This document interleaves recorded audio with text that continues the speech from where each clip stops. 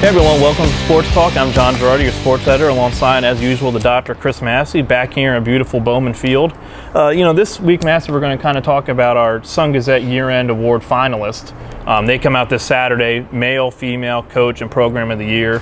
I'd say this year the field was really tough picking a male, a coach, and a female athlete of the year. Yeah, I mean, it always is. I mean, we have a lot of success in a lot of different sports in this area. We cover a lot of teams, over 20 high schools. So there's definitely a lot to choose from. And I think we've talked about in previous broadcasts, a lot of success, a lot of state champions this year, a lot of teams and individuals that did some remarkable things. So yeah, I agree that I think this is one of the deeper pools of candidates we've had in recent years. Yeah. Now, we're not going to reveal who the winners are. You'll have to grab Saturday's edition of the Sun-Gazette to find that. Let's get into the male athletes here. Our finalists were Loyalsock's Idris, track and field standout, boys basketball. Dylan Bennett from Montoursville, football and wrestling. And Ben Liscum, Lewisburg, boys soccer.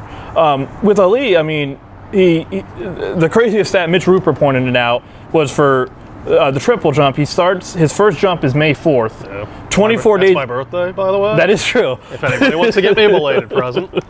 So May 4th is his first jump. 24 days later, he's walking out of Shippensburg as a state champion. I mean, that's crazy to think in 3 weeks he goes from, I'm going to try this out, to I'm a state champ. Yeah, that's insane. That's just not supposed to happen that way. It's like these stories you see about, players in the NFL or in the NBA who didn't start playing until they were like a senior in high school. It's like, why couldn't I win that genetic athletic lottery? And but yeah, that's remarkable. And Idris already had a good resume with basketball, helping Loyalsock win the state championship and being the state player of the year. And then you add that to it. So he's definitely got a good resume. And yeah, it's remarkable. I don't even think he started running track till, I think he was going to do it last year. Obviously, we didn't have a season. Yep, yeah. So I think he kind of just went out. And remarkable. And like you said, in basketball, I mean, he just kind of helped will Loyalsock to that state title. And like you said, was the best Class AAA player in the state.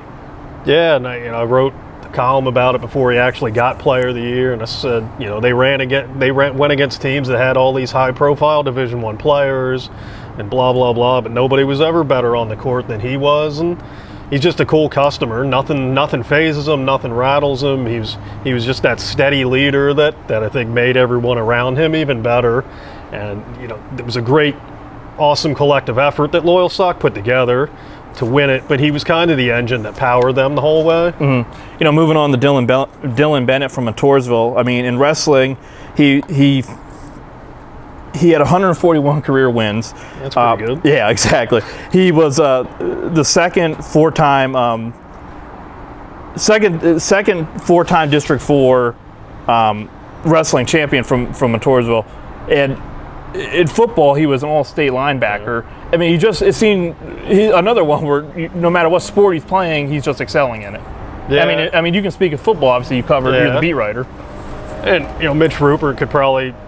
He covered him in wrestling, so he could probably say it better, but he might be the best compliment might be that he might be a better football player than a wrestler, and that's just because he's dominant in both sports. Obviously, his wrestling record speaks for itself, and in football, I try not to be one of these ESPN hot take people that just because they're doing it now means they're the best ever and things like that, but in the 22 seasons I've covered high school football, he's definitely in the discussion for one of the top linebackers I've covered. Just awesome hitter, went sideline to sideline. The only other guy that went quicker sideline to sideline that I can recall is Hunter Webb from Loyalsock, who's playing Division I at UConn right now. Smart, physical, just always in the right place at the right time. And he was a great offensive player, too. Guy that they could line up in the backfield. He could play tight end. He was a great blocker. Just had that whole package. So you combine that with what he did in wrestling, and you can definitely see why he's got an Oscar nomination. Exactly. Our version of an Oscar nomination right now. It is prestigious to get one of these year-end awards. This is what you strive for. It's like a Dundee in the exactly. office. Last male finalist, Ben Liscum from Lewisburg boys soccer. he put together just a remarkable year. I mean, Lewisburg went 22-0, cruised to a state championship. He had 35 goals this year, 30 assists, and I mean, I think if I remember right, from districts through the state run to the championship, he had either a goal or an assist in every single playoff game. And like, obviously teams know you have to slow him down, but he's on kind of another level where no matter what you did, he's going to find the way to get to the goal and score. Yeah. He ended his career with 80 career assists, which is second all time in District 4 in boys soccer. Yeah. I mean, he's going to Penn State to play on the men's soccer team, which, that's just a hell of a player. Yeah, I mean, he was the Gatorade Player of the Year. He was an All-American, I think. Yeah, an All-State. Yeah. Yep. So yeah, I mean, it's pretty remarkable what he's done, and you saw him play all the time, but it just felt like from the regular season on that it was a given that they were going to win the state championship. Oh yeah, they were on a mission after losing the semis the year prior, and he was the guy driving the bus, so to speak. And he didn't play basketball. He played basketball I think his freshman and sophomore years. He was a really good basketball player too. So just like Idris and Dylan Bennett, he's just one of those athletes that with a tremendous will to win, and one of those guys that probably, if you put him in a swimming pool, even if he hasn't swam much, he'll probably go out and dominate that. Just one of those special athletes that's good at everything they do. And I've covered soccer since about 2012 as a beat, and for Lewisburg, I mean, they've had a ton of amazing athletes there for soccer, but he's up there, I'd say, with Joey Bangdia as one of the best in recent memory in that program's history, which says a lot because Joey was a hell of a player. Yep. Now shifting to female, our three finalists: Loyalsock Summer McNulty, girls basketball and softball; South Williamsport's Olivia Dorner, girls tennis; and Lewisburg's Kimberly Shannon, girls swimming and also softball. Let's start with McNulty. I mean, she was the Sun-Gazette Player of the Year for girls basketball, runner-up in softball, and just dominated basically both sports. Yeah, I mean, she was so fun to watch these last 4 years in both sports. Basketball, she was first team All-State. And to be first team All-State in AAA, that was a really loaded field with a lot of Division I players and things like that. So it speaks to how good she was to get that honor, which was well deserved. It's kind of like Idris. She was, even if she wasn't scoring like 25 points a game, she always made a major impact, whether it was passing, rebounding. She played every position basically. She was good on defense, just made everyone around her better, just a great leader. And she was the driving force to get that team to the state quarterfinals. They gave West Catholic, the eventual state champion, their best game, their best challenge in the playoffs. I think that if Loyalsock wins that game, I think they win the state championship this year, and she was the MVP. So that speaks to how great she was. And then in softball, one of the most dominant seasons I've seen by an area player. Because she had what, 640? 640, 30 RBIs, 40 some odd runs scored, 22 stolen bases, flawless at shortstop. Just a tremendous all-around athlete that, again, I don't think it matters what she's doing. She's going to be good at it. And just a great kid on top of it. I think one of the nicest people you'll meet. And I think that her attitude that she takes to the field, the court, brings out the best in her teams as well. And, I covered that West Catholic game, and Loyalsock trailed there in the first half, and then third quarter they kind of came out and they cut the deficit, I believe, to 2 at one point. And McNulty, she wasn't necessarily putting up all the points in that quarter, but it was what she was doing as kind of the field general out there and directing the team, and that leadership that helped them almost take the lead and shift the momentum in that game. Yeah, and she's I think the only other first-team All-Stater Loyalsock's ever had in basketball is Jill McElhenney, who is a legend there. Yeah, let's say some good company to join there. Went to Pittsburgh, and she's a 2-time All-Stater, second all-time in Loyalsock scoring. And that's the thing, like you said, she had over 1,500 career points, and this was a short year. She could have had more in a normal season. But that's not. She wasn't just a scorer. She literally did everything for them, and that's what made her so good. Exactly, and I think she kind of welcomed that challenge on the court, knowing, okay, they're gonna double team me pretty much every game. I gotta, let's see what I can do. Yeah, and she didn't care. I mean, she was so unselfish. She said, "Fine, if you're gonna double me, I'll just let I'll get the ball to the open girl and let them score the points. She didn't care about her stats. She just cared about winning. Exactly. And that's why they had the success they did. You know, now moving on to Olivia Dorner, I mean, you know what? I don't think dominant is a fairly accurate word to describe how good Dorner is in tennis. Yeah. I mean, her career record is 61-2, and those 2 losses are in the state semifinals. The semifinals as a freshman and the state final as a sophomore. Yeah. I mean, that's just she's just ridiculous as a tennis player. She's just that good. And nobody challenged her. I mean, No, yeah, she cruises through District 4. Yeah, she cruises through states until she gets to the final. Yeah, now, I mean that's become second nature to her, blowing through there. It's just she's just on a different level. Obviously we've never seen a run like that in District 4 by anybody. And you know, I'd put what she did last season, the way she just obliterated everybody, would probably go down as one of the best individual tennis seasons in PIAA history. And you know, the Sky, I think she's just going to get better. And there's the rest of the field, and then there's Olivia Dorner in terms of Pennsylvania girls tennis now. Absolutely. And she just laps the field. You know, the only unfortunate thing was the way the bracket was set up. She was supposed to go against Riverside's top player, Carissa I forget her last name, so I apologize. But one of the top players in the state, and unfortunately she got hurt right before states happened, so Dorner got that bye into the state quarters. Yeah. And it's unfortunate because that would have been a hell of a match to watch because that was the year prior state final matchup. Yeah, that would have been that would have been really entertaining, and I'm sure Olivia Dorner would have rather played her than gotten a bye. I think she probably wanted revenge. And, oh, yeah, exactly. And was to working, show she's to leave no doubt that she's the best. And not knowing anything about the other girl, I just think the way Olivia Dorner was playing, she would have won that as well. Yeah. And just kept cruising to that state championship. And like you said, you know, Olivia, she just dominates in the district, and it says a lot because, you know, Katie Savage from Loyalsock is an absolutely tremendous player, but against Dorner, I mean, Dorner just makes it look like she's, you know, nothing against Katie, but Dorner just makes it look like Katie's not on the same level as her, even though Katie's, you know, has been to the district final, I think, 3 or 4 years now. 4 years. I think she went to the state semis as a freshman. Yeah. So, she's a tremendous player.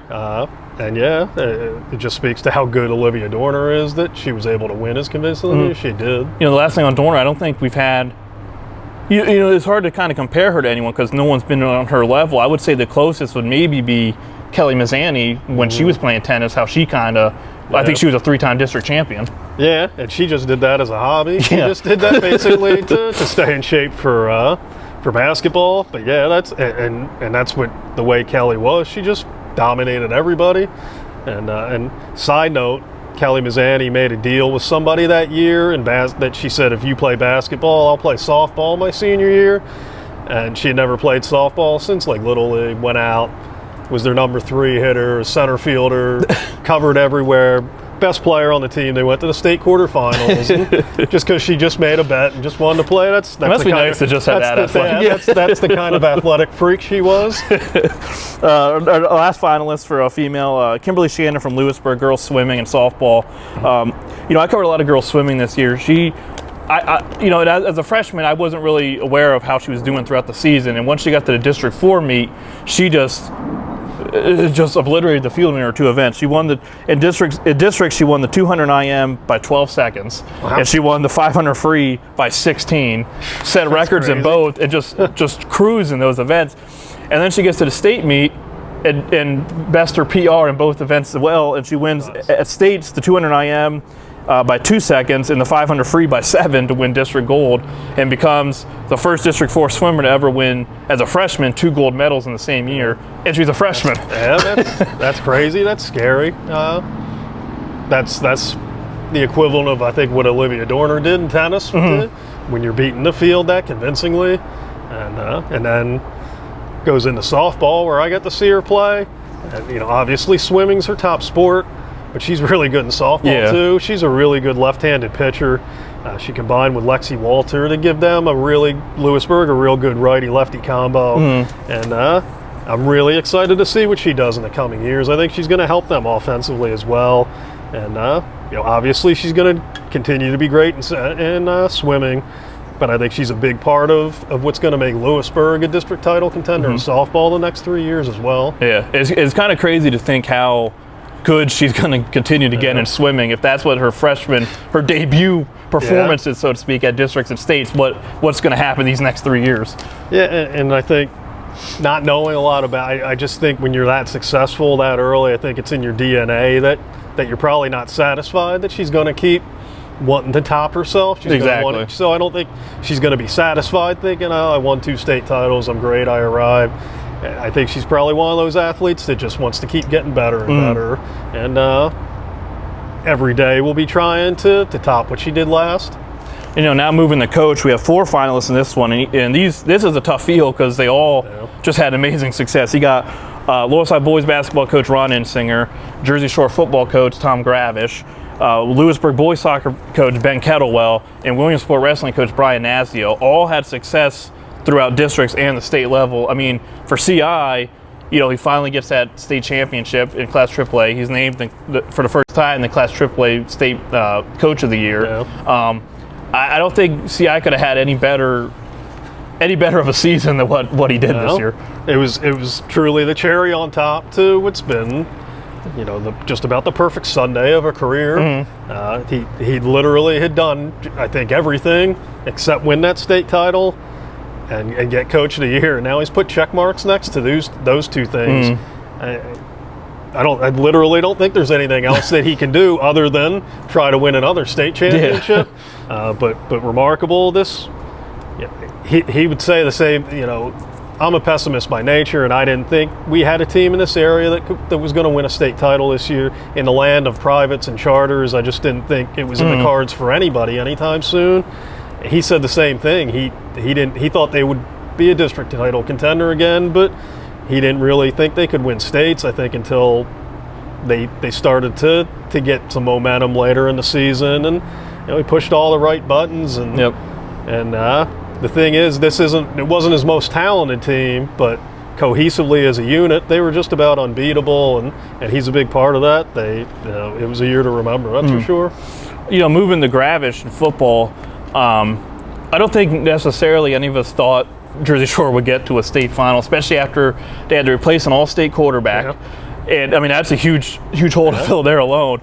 But Gravish does that. He keeps the team focused and motivated week after week, and they get to the state final and have a great game there, and almost pull it off. Yeah, exactly. I mean, just talk about just what Gravish kind of was able to do to that program. It's amazing. I had never covered a area team in a state final, and I've been here since '99. And if you would have told me back when he took over in 2012 that Jersey Shore would someday be the first team I'd see in a state final, I would have laughed in your face. They were just a doormat. They had gone 3-37 the past 4 years. They hadn't had a winning season since 1997. It's just an unbelievable transformation, and every year they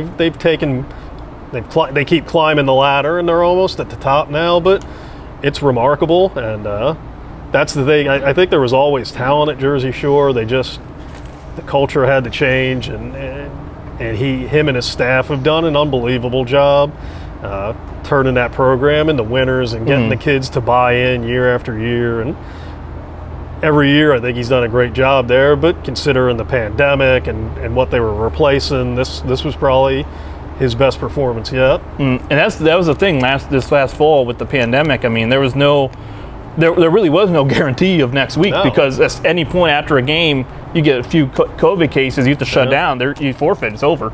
Yeah, and that was as they were making this run throughout the postseason. That was my biggest concern. Is I hope they get to finish this and see and actually see where this goes, and not have a season taken away from them because of COVID, and give them credit, him and the kids credit for doing everything that they had to do to stay safe and avoid those quarantines and stay focused. They had to go on the road to beat undefeated Crestwood in the state quarters, beat undefeated Lampeter-Strasburg and at their field in the state semifinals, and then almost pulled out the Thomas Jefferson win. Almost erased a 14-point deficit in the last 2 minutes. It was a year as with Loyalsock, it was a year to remember. It was a lot of fun to be along for the ride. You know, and going to Kettlewell now, I mean, like you said, Lewisburg, I think everyone kind of knew, like, this team's on a mission to get this. They lost in the state semifinals the year prior in heartbreaking fashion. And that whole offseason, that's what the team was thinking. Like, we want to get back. We want to prove that we should be in the championship. Yeah. They just steamrolled through their competition. I think they won. I don't remember the stats offhand, but there weren't many close games in districts or states. Ole Valley, I think, was their closest. It was 2-0, but that's also because it was like 5 degrees that day with wind, and that was just brutally cold. But I mean, they go 22-0. They score 6 goals in the state championship to win against South Park 6-0. I mean, and like you said with Gravish, you know, keeping Jersey Shore focused, Kettlewell kind of did the same thing where he never let them look ahead in the regular season. Like, we're not looking at Hershey. Let's get through districts first. Let's get, you know, the next game ahead. And he did a great job keeping that team focused and not letting them get too far ahead of themselves and look too far down the road. Yeah, and that, especially in a year like this where where literally tomorrow is not guaranteed, that's huge. And to when you know what the expectations are, I think it takes a great coach to just keep to put that in the distance and say, the main thing is that we keep getting better each day, and if we do that, then everything else will take care of itself, and that'll help us get to the goals and get to that long range plan that we have. Exactly. And you know, I remember talking to Ben Liscum after the state final and about how tough this season was with COVID. I remember he said it was tough because they had to isolate and quarantine themselves as a team. He's like, you know, there wasn't, hey, let's go out Friday night to some party, because you either had to say we want to focus on the team or our social life. Exactly. And they had to, he said it was tough for, you know, months doing that, but they were striving for that bigger goal above themselves of getting to another state title for the program. And that's what it took, was kind of foregoing your social life and hanging out with friends, because you don't want to have one COVID case derail a whole season. Yeah, you got to pay the price, and you know, the teams that had these amazing seasons, they put the team above themselves and their other avenues of life, and they to be commended for that, and the coaches as well for getting them to buy in and do that. Absolutely, yep. You know, our last finalist here, Brian Nasdeo, Williamsport for wrestling. You know, Williamsport wrestling had some down years before Nasdeo took over the program, and I mean, this past year, Kale Nasdeo, his son, 106 pounds, goes to the state finalist, takes second. Riley Bauer at 145 finishes 6th. It's the first time in 26 years that Williamsport had a state finalist. And I mean, the last time that Port Wrestling had someone in the state final was 1995, and to have two. That was my senior year, to put in perspective how long ago that was. That was only 1 year after my Chargers got to the Super Bowl, to show how long ago. But I mean, to have 2 state medalists, I mean, he's just helped transform that program and take them to a height where that program wants to be, and they want to be state. You know, have that make waves in the state tournament every year. Yeah, I mean, it's kind of going back. It's the equivalent, I think, of what Tom Gravish has done at Jersey Shore, because Williamsport was really down for a long time in wrestling, and you know, now he gets them to the Final Four here, and again, they've been getting steadily better year after year, and now they're in a position where I think the best is yet to come. The kids have bought in. There's a great culture established there, and he's done all the right things to get this program. I know Williamsport had the motto a few years ago, return to glory. Well, that's what the wrestling program's done. And, exactly. And he's the architect of that. As long as Nasdeo stays there, they're in great hands in terms of building that program back up to get them to where they wanted to be for the longest time. Yeah, absolutely. The bar has been raised, and you know, I think with him there and with all the kids coming up now, buying in and seeing the other kids have success before them, I think they're going to be a program to be reckoned with for a while. Well, that'll do it for Sports Talk this week. You know, we'll see you next week, and we'll figure out something to talk about. Exactly. We'll grab Saturday's edition for our year-end awards and our senior athlete section that we put together every year.